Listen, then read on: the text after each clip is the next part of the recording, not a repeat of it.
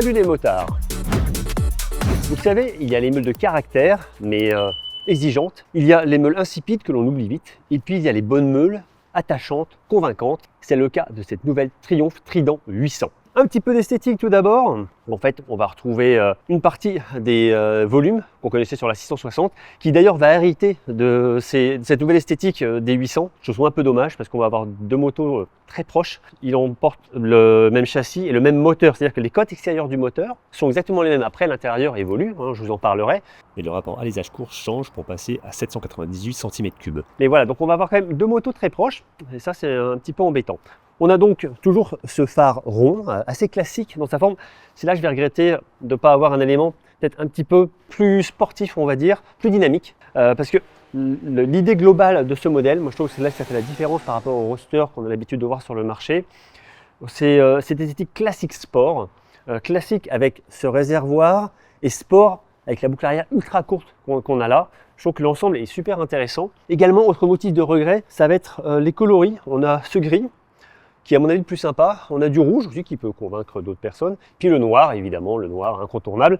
Et moi, ce que je vais regretter, c'est de ne pas avoir les logos à fond perdu, très grands, qu'on avait sur le modèle 660. Je trouve que ça aurait été bien de les avoir déclinés sur ce modèle, avec des coloris peut-être un petit peu plus fun. On a un réservoir qui est légèrement plus volumineux, avec cette virgule, cette L que j'aime bien. Vraiment, on a un geste esthétique ici qui est très très beau, avec ces volumes qui sont désormais incrustés dans le réservoir et pas en bosse, comme on avait sur la 660. C'est beau quand même. Je passe un peu de temps sur l'esthétique parce que c'est vrai que c'est une moto qui vaut le coup. Toujours des belles pièces chez Triumph. Pareil, une finition moteur assez agréable. On va regretter au niveau de l'échappement. Vous voyez, on a le catalyseur sur cette moto, sur la 800, qui est assez prégnant, assez gros. Heureusement, il est en noir, mat. Et puis, la fixation de l'échappement, là, ici, elle est un peu malhabile, je trouve, par rapport à ce catalyseur. On sent les économies faites sur ce modèle à certains niveaux. C'est pas très grave, mais bon, voilà, il fallait quand même le noter. Le moteur est évidemment un 3 cylindres de 798 cm3, calé à 120 degrés, 2 arbres à cam en tête, 12 soupapes, qui va délivrer 115 chevaux à 10 750 tours et 84 Nm de couple à 8500 tours. Donc des valeurs relativement élevées, mais il faut savoir que sur ce modèle, entre 3500 et 8500 tours, on a environ 80 à 90% du couple de manière constante. Donc entre ces deux valeurs, c'est très sensible en dynamique, on le sent vraiment. L'embrayage est évidemment anti-dribble. La sélection est laissée à un quick shifter up and down, un peu d'électronique pour gérer la cavalerie de cette anglaise, avec d'abord une centrale inertielle, un IMU, 3 axes, 6 directions, pour gérer l'ABS sur l'angle et le contrôle de traction. Contrôle de traction qui va s'adapter aux 3 modes moteurs aussi. On a 3 modes moteurs, donc pluie, route et sport. Et donc en fonction, le contrôle de traction va s'adapter à ces profils de pilotage. On peut aussi faire varier d'ailleurs ces profils de pilotage. Vous pouvez avoir le route avec un traction control pluie ou inversement, on peut un peu paramétrer la moto comme on veut via une interface qui est plutôt pas mal. La géométrie de cette machine évolue assez peu par rapport au modèle 660. La Trident 800 possède un angle de colonne de 24,5 degrés, une chasse de 108 mm et un empattement de 1402 mm. Donc une machine assez compacte. Le train avant repose sur une fourche inversée Showa de 41 mm avec des réglages de compression détente sur le tube gauche, pas de réglage de précharge. À l'arrière, un amortisseur Showa également, réglable en précharge et par une vis compression détente. C'est détente mais ça règle aussi la compression. La fourche débat sur 120 mm, l'amortisseur sur 130 mm. Il surveille les mouvements d'un bras oscillant semi-banane, il est banane de ce côté-là et plus droit de l'autre côté. Niveau freinage, on retrouve des étriers à 4 pistons avec Durit Avia. Mètre cylindre axial, c'est un peu dommage, mais le feeling est plutôt bon. Évidemment, l'ABS, donc je vous le dis, le OC ABS, puisqu'on a un ABS qui est surveillé sur l'angle. À l'arrière, un disque de 220 mm et un étrier simple piston. Les jantes, un joli travail, je trouve, sur ces éléments, des jantes à 5 branches, avec un doré mat, des valves coudées. D'ailleurs, ça c'est super intéressant, surtout quand on a des grands disques comme ça. Pour accéder au gonflage, c'est quand même vachement mieux. Et puis surtout, alors là, j'insiste, des enveloppes Michelin Road 6, excellente enveloppe. Ça fait une vraie différence en dynamique, là encore. Au bidon de cette Triumph Trident 800, tout d'abord, un bon recul disponible. Je trouve qu'on trouve bien sa place, même pour 1m84. Je pense qu'on va jusqu'à 1m90 ou plus et moins, parce que la selle étant à 810 mm, on a de très bons appuis au sol. Ça, c'est assez remarquable à ce niveau-là. Une position de conduite légèrement sur l'avant, avec un appui léger, encore une fois, sur un cintre assez large. Je trouve que c'est bien pour le contrôle du train avant. Et puis des commandes au standard Triumph, donc plutôt qualitatives, avec un pavé multidirectionnel ici, qui va permettre de naviguer dans cet écran TFT de 3,5 pouces en bas, et on a du LCD au-dessus, il est partagé en deux, cet élément circulaire. Et en fait, il est plutôt pas mal fait, même s'il pourrait être un peu plus séduisant, une dalle un peu plus grande, un peu différente. En fait, cet élément fonctionne pas mal, surtout quand ça devient votre machine, vous vous habituez au fonctionnement. Et somme toute, c'est assez logique. Il y a beaucoup d'informations disponibles. Vous pouvez vraiment paramétrer la machine comme on le souhaite. Vous avez une navigation turn by turn aussi qui est délivrée par cet élément. Donc ça, c'est quand même assez sympa. Également, on a un régulateur de vitesse sur cette machine qui est très facile à mettre en œuvre. On pourra aussi régler les modes moteurs facilement par un bouton dédié. Donc ça, c'est aussi intéressant. Réglage en écartement du levier de frein. Donc ça, très bien aussi. Évidemment, l'embrayage l'a pas. Ça, c'est un peu dommage quand même. On ne comprend pas pourquoi Triumph ne vient pas le mettre, alors que la plupart des machines le proposent. Bon, somme toute, l'écartement est quand même assez faible, donc ça conviendra à la plupart des mains. Voilà donc des dispositions très intéressantes qui donnent envie d'en savoir plus sur cette Triumph Trident 800 en dynamique. C'est parti. Début de notre essai de cette Triumph Trident 800 avec un petit passage en zone urbaine, périurbaine, ce qui permet de voir d'abord l'équilibre de la moto qui est vraiment très bon. Et puis évidemment la disponibilité de ce 3 cylindres, là aussi très performant, ça reprend à 1500 tours, en dessous de 1000 tours sans problème, quatrième. Et ça, je réaccélère, ça se fait sans vibration, sans hoquet. Voilà, c'est déjà très précis tout ça. Une injection très bien pilotée. Donc vraiment bonne disponibilité moteur, là en 6 à 50, je suis à peine 2000 tours. Et le shifter en ville, eh ben, il est très très bon. On a de la consistance sous la botte, donc on sait toujours ce qu'on fait. Et en même temps, c'est très précis, très facile à mettre en œuvre. Puis aussi un autre excellent point, c'est la rétrovision. On voit vraiment très bien dans ces éléments. Le champ est très large. Ça, c'est vraiment hyper agréable et sécurisant aussi. Et également l'amortissement, vous voyez là, on a les petits ralentisseurs sont très correctement gérés tant par la fourche que par l'amortisseur. On a beaucoup de progressivité dans la mise en œuvre des éléments. Donc a priori, des suspensions de qualité, c'est ce qu'on attendait sur ce modèle et effectivement c'est le cas déjà en ville sur certains passages. Je remarque que cette moto se dirige beaucoup avec les genoux. Quand on en serre bien la machine, c'est très agréable de sentir à quel point elle est réactive aux appuis, aux jambes, aux genoux. C'est une machine qui fait corps avec vous.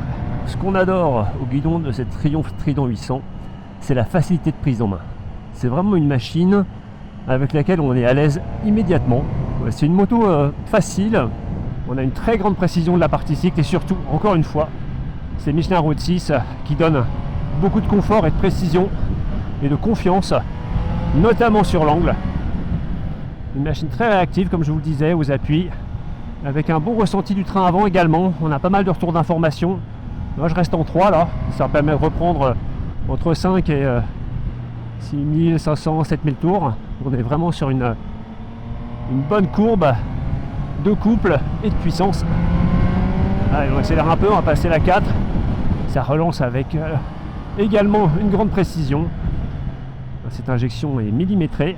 Et puis également, c'est ce 3 cylindres qu'on apprécie, qui au-delà de 6000 tours se fait très expressif. Ça commence après 5000 à vraiment se débloquer et puis après au-delà ça ne fait que progresser au fur et à mesure où on monte dans les tours. Ouais, et là franchement dès qu'on passe les 7000 tours ça commence vraiment à s'accélérer, hein. On a aussi un frein moteur assez sensible, donc ça c'est agréable. Et le freinage alors justement c'est pas mal du tout, progressif. Pareil, on a un bon ressenti dans les étriers et le frein arrière également pour contrôler la direction dans les courbes. Et on peut prendre les freins sur l'angle.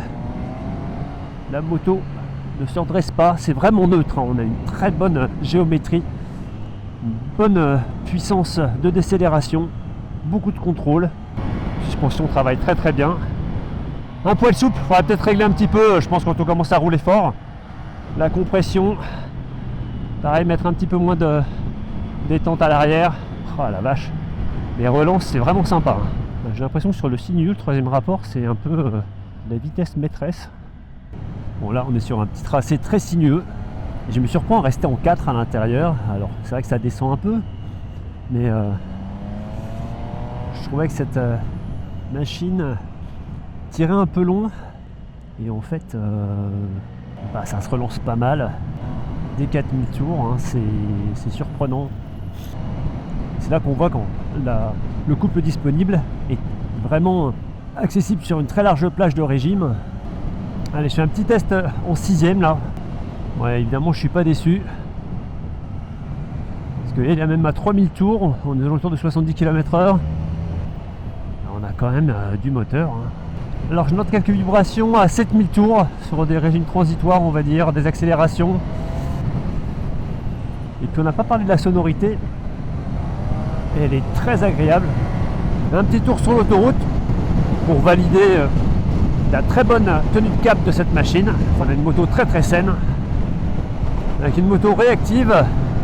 Si on se met à 130, oui, déjà à 5000 c'est expressif. Et à 6000 vous tordez. Et tout de suite ça part très très fort. À l'issue de notre roulage ici à Chypre, et bien tout d'abord, écoutez, vraiment une bonne surprise, une moto facile, voilà. Vraiment une prise en main évidente de cette Triumph, une partie cycle bien étudiée, une géométrie efficace, avenante et qui donne réellement confiance à tout moment. On a eu des conditions de roulage un peu variables avec des surfaces de route parfois endommagées, parfois couvertes de terre et de pluie, donc des conditions changeantes, qui mettent en avant également évidemment la montre pneumatique, et ça de série, je suis désolé, d'origine c'est très bien d'avoir de très bons pneus. La machine étant très bien suspendue, ça passe fort si on en a envie. On a également les 3 modes qui sont très différenciés, à tel point qu'au début, comme j'ai commencé en pluie pour voir un petit peu ce que ça donnait, j'ai cru que la moto tirait presque un peu long. Mais en fait, c'est pas le cas. Quand on passe en route, mais surtout en sport, on se rend compte que le moteur a une disponibilité assez remarquable.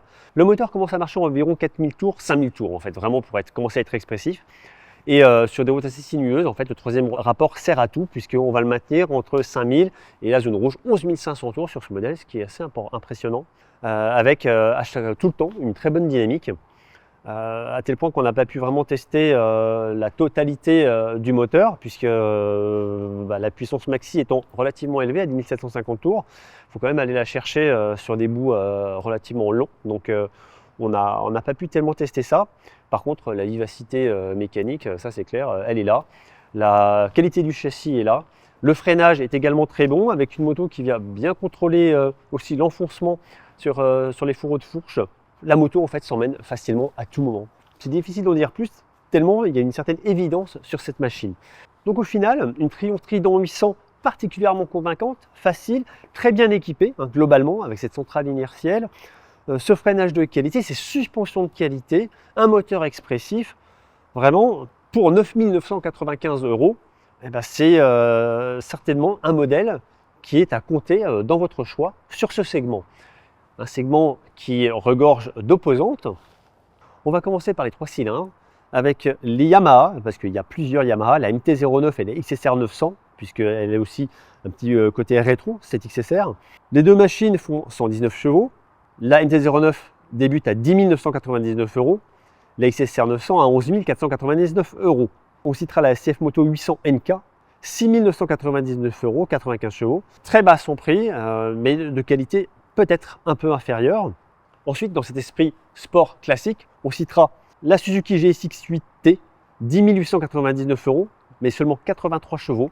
Mais aussi, beaucoup plus cher, la Ducati Monster à 12 590 € pour 111 chevaux. Enfin, dans les 4 cylindres, on citera la Kawasaki Z900 à 9 999 € pour 95 chevaux. Star du segment ces 2 dernières années, la Honda Hornet 750, 7 990 € pour 92 chevaux. Moins cher, la japonaise est cependant distancée sur tous les plans par la nouvelle anglaise. Enfin, la Honda CB650R pour 9 199 €. Voilà ce que je peux vous dire à l'issue de la prise en main de cette Triumph Trident 800. Une machine particulièrement séduisante et convaincante en dynamique.